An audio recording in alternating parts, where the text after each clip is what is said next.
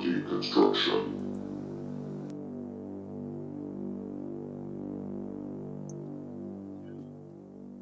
One. What's up, everybody? It's Hard Deconstruction. You can find us at hardyconstruction.tumblr.com, youtube.com/hardyconstruction, facebook.com/the Hardy Construction with your host Comp, and Armpit Fedora. And today's film is Frontiers, French film. Frontiers 2007, a horror film directed by Xavier Gens, starring, is it Gens or Gens, you think? I don't know, whatever. I was Gens. Stars, how do you do that noise?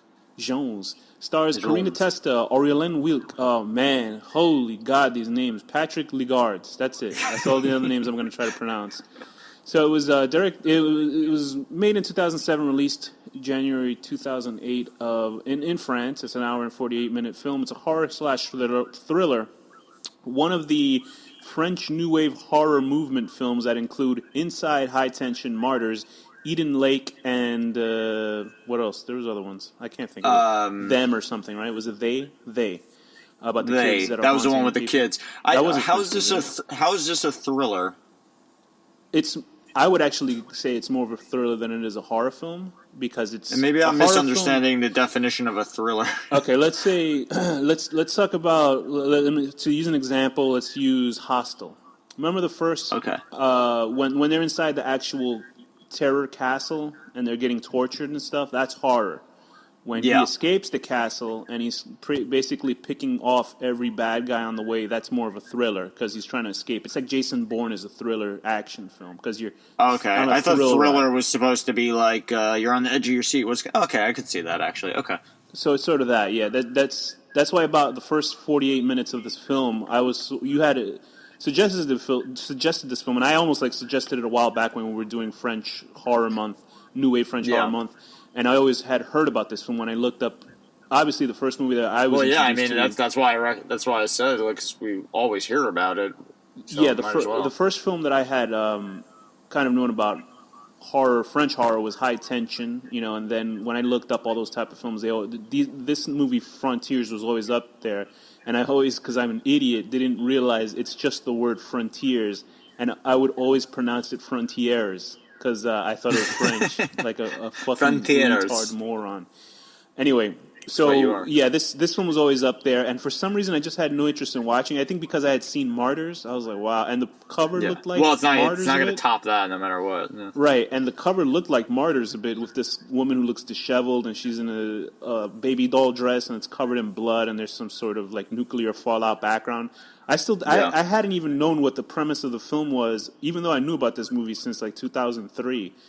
Not since 2003, because I would have been a time traveler. Since 2008. Yeah, well, I mean, you are a time traveler, aren't you? Since me knowing about this movie since 2003, since it wasn't made until 2007, that'd be a problem. I'd known about this film since 2008, and I'd seen the cover, and I was like, is it another torture movie? Which I'm not really a fan of torture horror. Yeah. These French extreme things are not really my thing for the most part, but there are a couple that I like.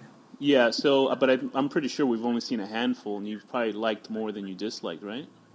I've only liked all the French horror ones that we've seen, right? I liked Martyrs, but I would probably be happy to not ever see it again. Maybe. I did like it a lot, but it's not exactly my thing. But it was really good for what it was, and Hot Tension was fun because it had a cartoon.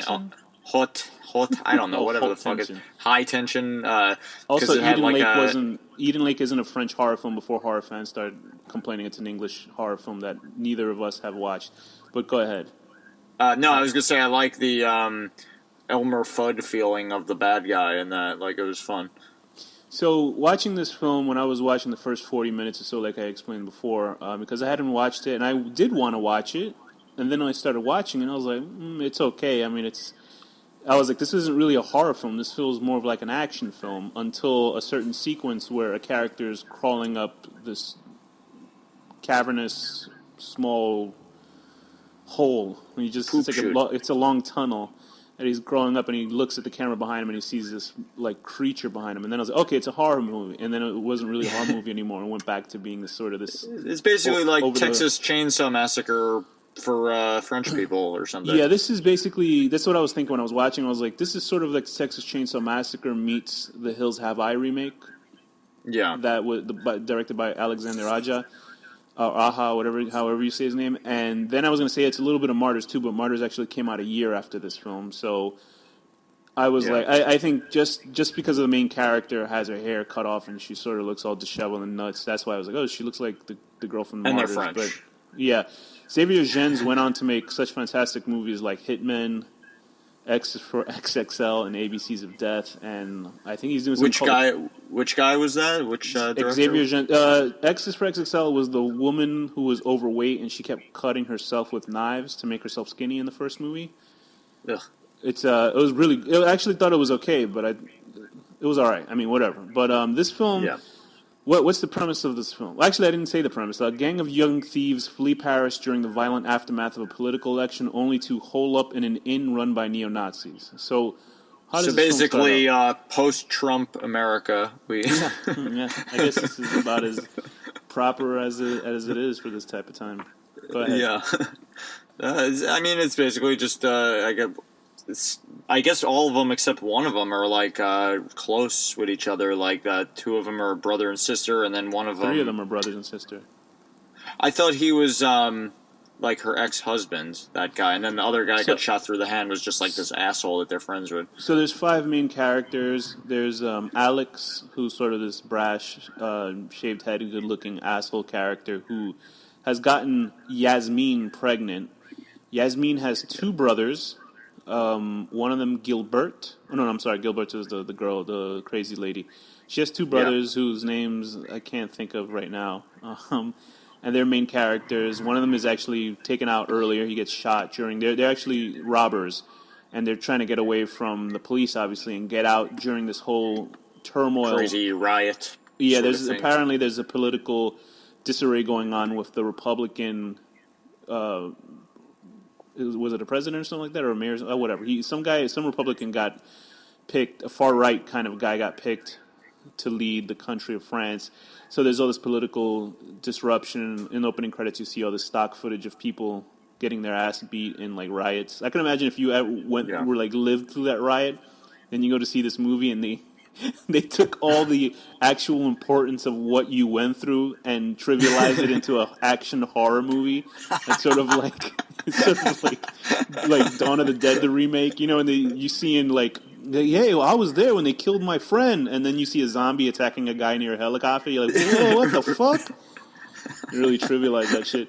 Anyway, this film has these 5 people. Yasmin is semi the main character, and so is Alex. Actually, they're off of screen for a while, for at least a good 20, 25 minutes. While the other 2 Yasmin's definitely the main character, though. Yeah, she turns, by default, she's sort of like the Ripley of this movie, because she turns into the main character after everything that happens. So 2 of the other characters, they're trying to split up. One guy, Yasmin's brother, is shot and he's mortally wounded, so they're trying to take him to the hospital. Meanwhile, there's cops that know that this arrest is happening. I guess that's a good time to do bad shit when riots are happening, because apparently that happens a lot. Whenever cops are concentrated in one area, this gives you free time to. I always think it's hilarious, like when you hear on the news or in like movies and stuff, there'll be like some kind of horrible catastrophe and people are like stealing a TV from a store. It's like, is that really what you're doing right now? Like, people will take opportunity to do anything. That's just how people are. But do something cool. Don't steal a fucking TV or something. What could be cool, like roller skating down? I don't know. Break into a bank and steal like $1 million. Don't fucking take like a microwave from like a Sam Goody or something. What are you doing? Like, okay, when I thought you meant cool, I thought you meant laying down cardboard and breakdancing in front of everybody while there's like. Well, I mean that would be cool too. Yeah, they should do stuff like that too. You would immediately get hit with fucking gas canisters by the police if you did that. So anyway, these 5 kids, they split up. So Yasmin, her boyfriend, or semi-boyfriend, I guess she broke up with him, but he's her baby's daddy. It also reminded me of Inside as well, because the whole pregnancy issue at the beginning of the film.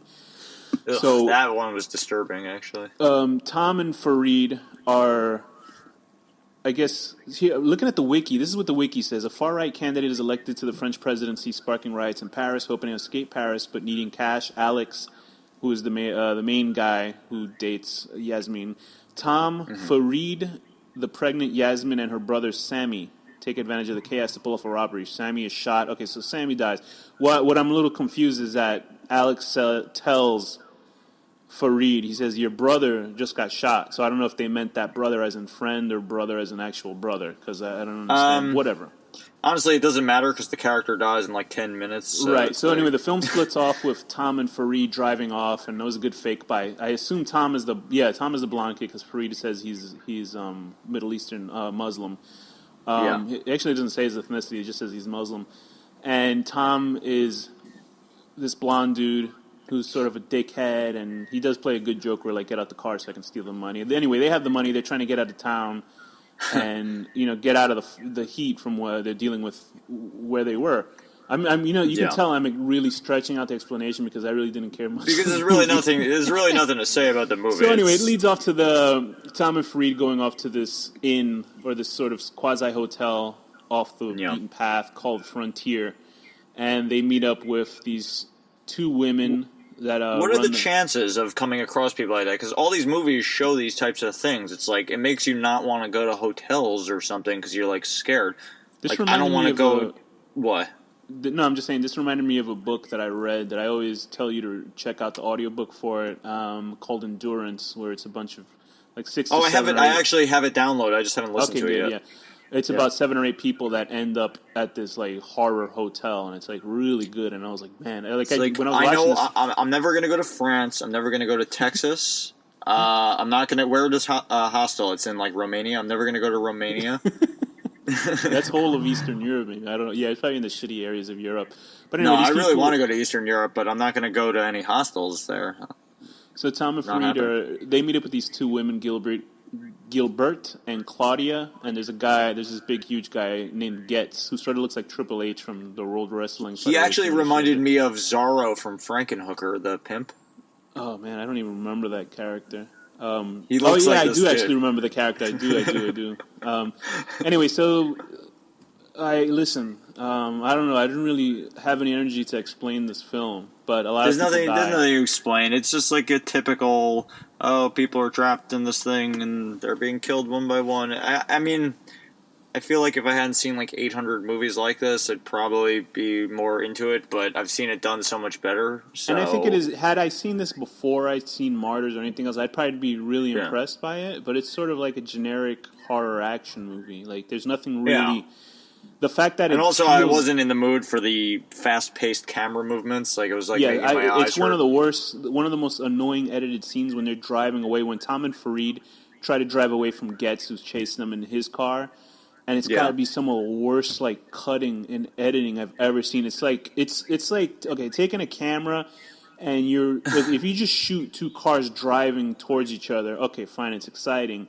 But he seems like he had like Michael J. Fox holding the camera during the scene because the camera's like going nuts, shaking, for real. Then there's all this split editing and cutting and like old time. And I'm like, there'll be like 3 shots within like half a second back and forth. It's like, I feel like I'm gonna have like an epileptic seizure watching this. You can tell it's like they're doing that just to make it much more exciting, the scene. But it's like, don't try to use your magic bullshit editing power. When I did start to like the movie is when it starts getting into like the crazy talk at the table and like the that's grandpa guy very is like reminiscent. Yeah, it's very reminiscent of Texas Chainsaw Massacre. This is basically the template for Texas Chainsaw Massacre and The Hills Have Eyes, the remake. So and it reminded me a little of Shaden too. I think you might have said that. But I did. I was like Shaitan when they had like all this family. I wasn't sure like where it was going, but it certainly heavily uses the Texas Chainsaw Massacre. Honestly, Devil's Rejects, it's all the same kind of shit. It's just what you do with a basic template, and they didn't do much. But I did enjoy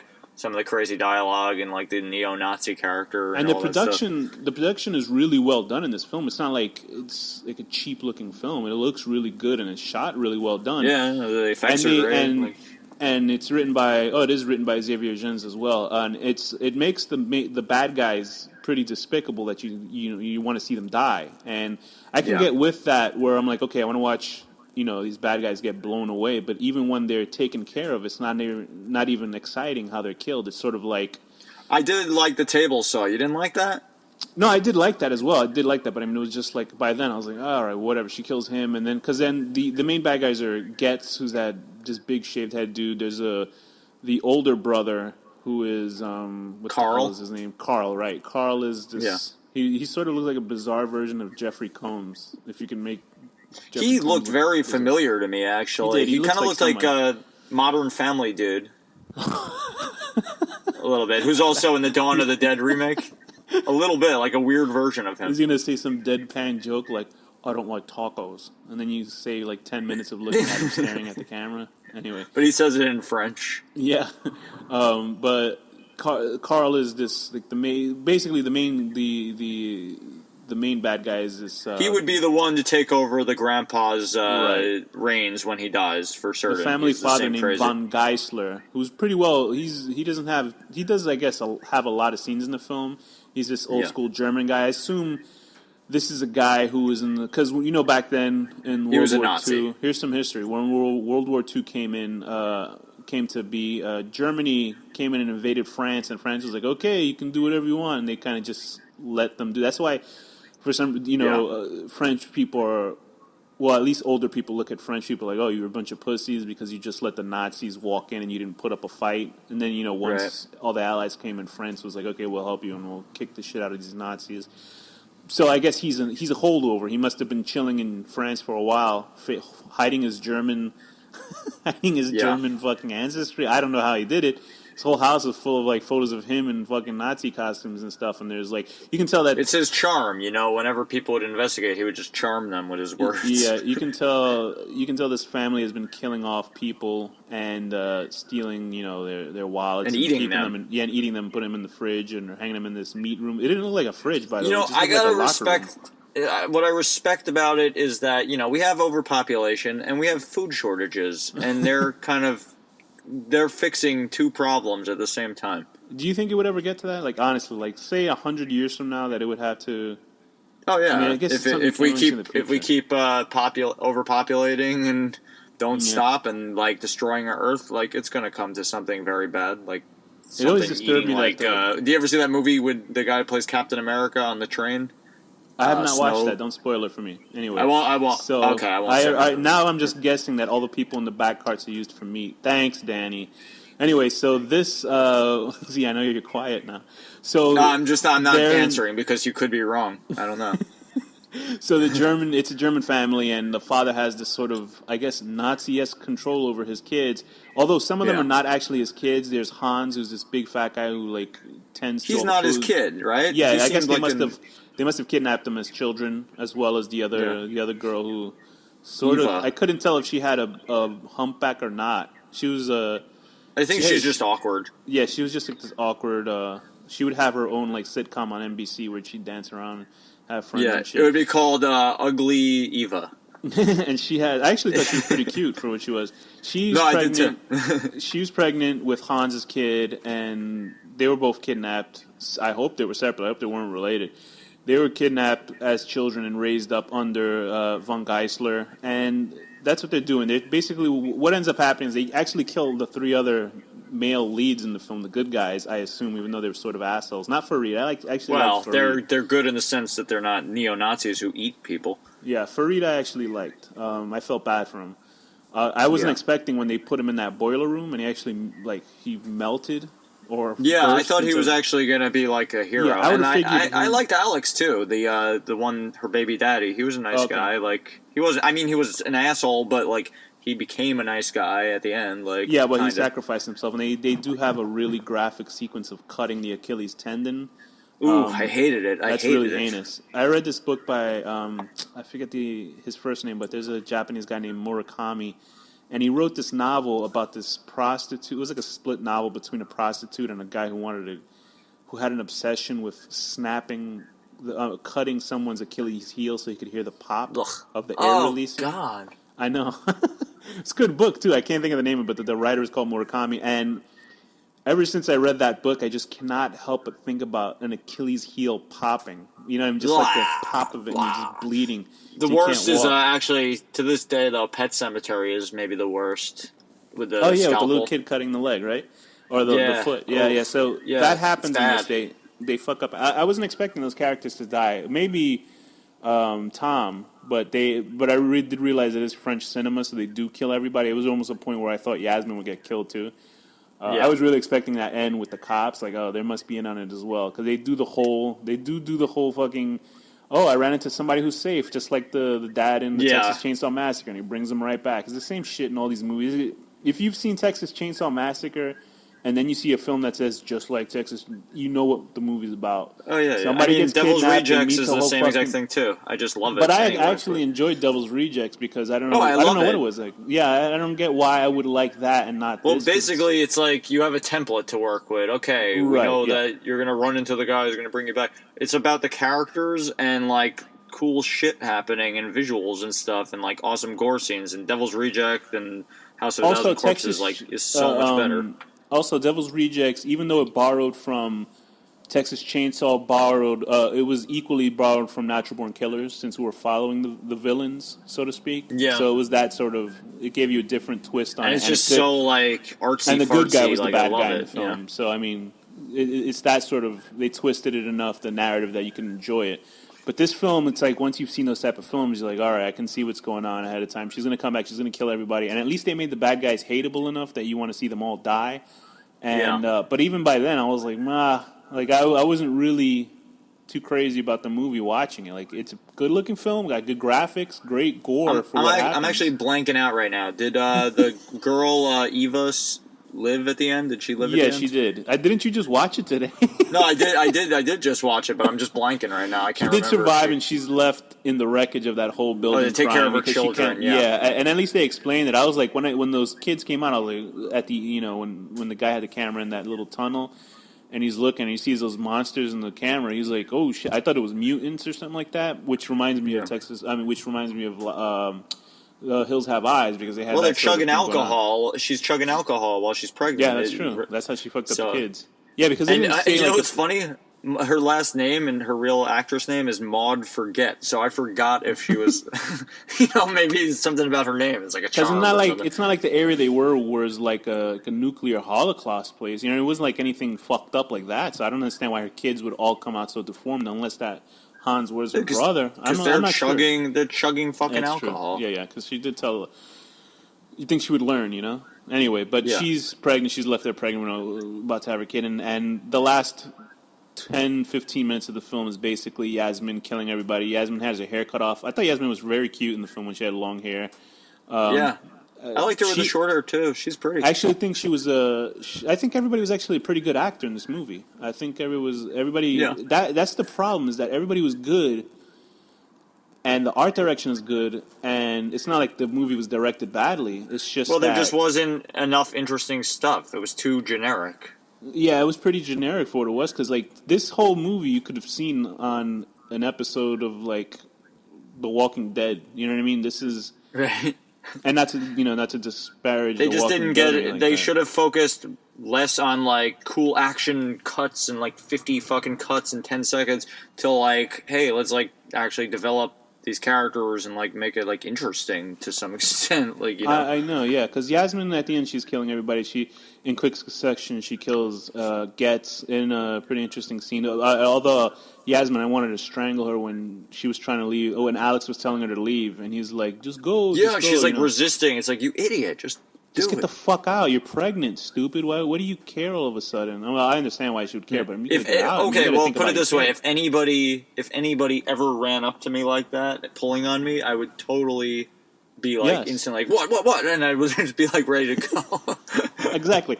It was two parts, because the part when I meant the one when they're actually in the pig pen, but you're right, that part too, when she's kind of like, what are you talking about, huh? What? Yeah. I was like, okay, let's get out of here. You were just being chased by cops and shit. Your adrenaline should be pumping. What are you doing? Exactly.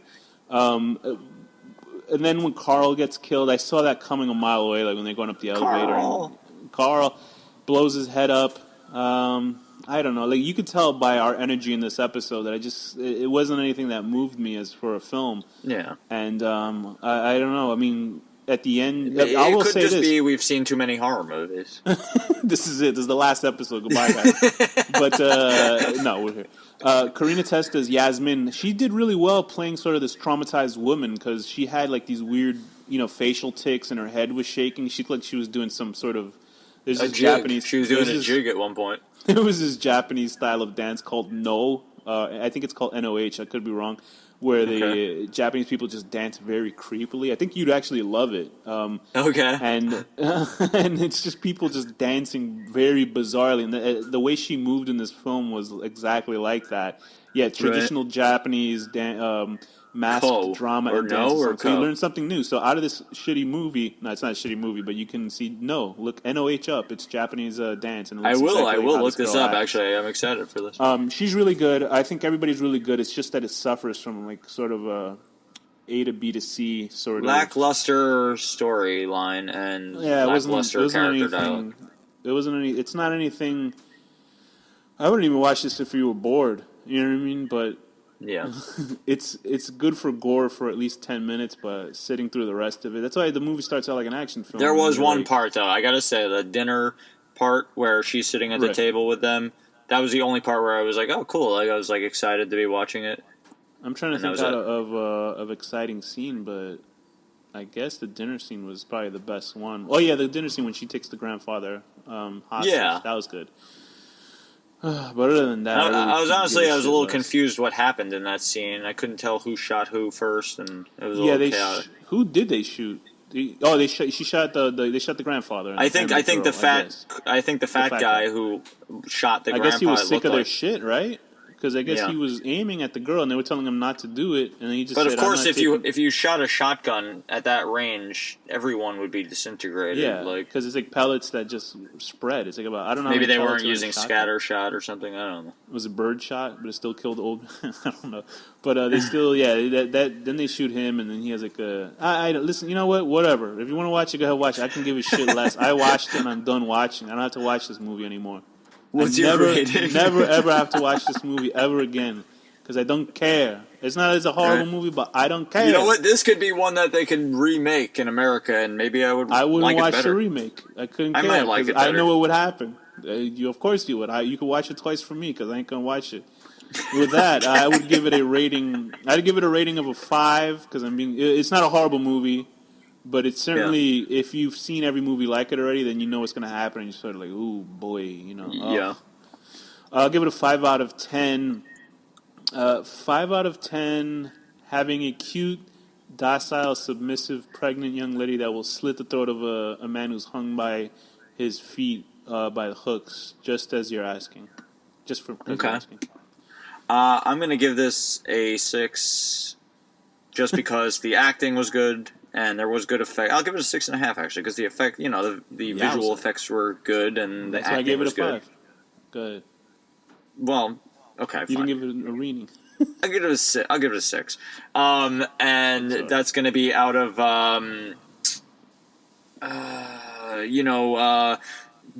chugging like vodka or something. While pregnant. It looked like gin. I thought it was piss or something. Gin. Well, gin is white too, isn't it? Chugging some kind of liquor while pregnant. Apparently 4 different pregnancies, and not putting 2 and 2 together, and maybe reading science books and understanding that alcohol is bad for babies. That's true. So with that, Danny, what's the final word? NC-18.